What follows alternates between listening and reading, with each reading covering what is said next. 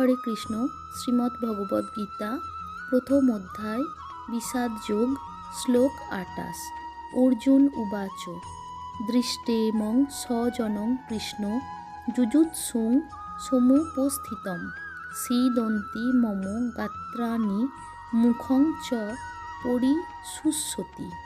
অনুবাদ: অর্জুন বললেন, হে প্রিয়বর কৃষ্ণ, আমার সমস্ত বন্ধুবান্ধব ও আত্মীয় স্বজনদের এমনভাবে যুদ্ধাভিলাষী হয়ে আমার সামনে অবস্থান করতে দেখে আমার সমস্ত অঙ্গ প্রত্যঙ্গ অবশ হয়ে যাচ্ছে এবং মুখ শুষ্ক হয়ে উঠছে।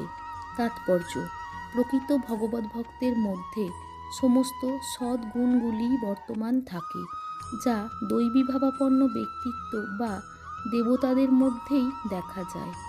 পক্ষান্তরে যারা অভক্ত, তারা জাগতিক শিক্ষা ও সংস্কৃতির মাপকাঠিতে যতই উন্নত হোক না কেন, তাদের মধ্যে এই সমস্ত দৈব গুণাবলীগুলির অভাব থাকে।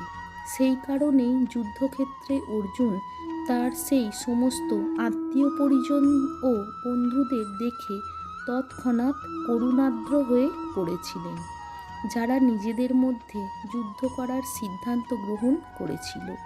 তার সপক্ষের সৈন্যদের প্রতি অর্জুন শুরু থেকেই সহানুভূতিশীল ছিলেন, কিন্তু শত্রুপক্ষের সৈন্যদের আসন্ন মৃত্যুর কথা ভেবেও অর্জুন করুণা অনুভব করেছিলেন।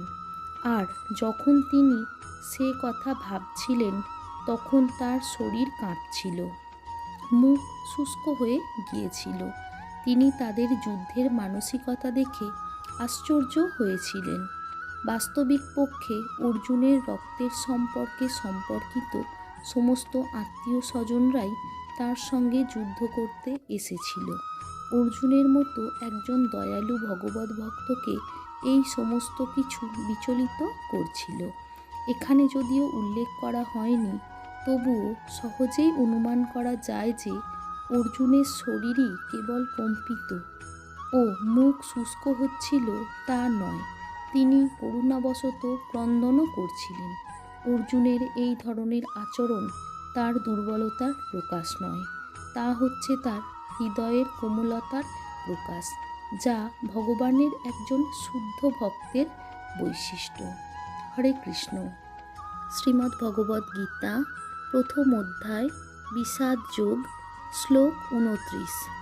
বেপথুশ্চ শরীরে মে রোমহর্ষশ্চ জায়তে গাণ্ডীবং সংস্যতে হস্তাৎ ত্বক চৈব পরিদজ্জতে।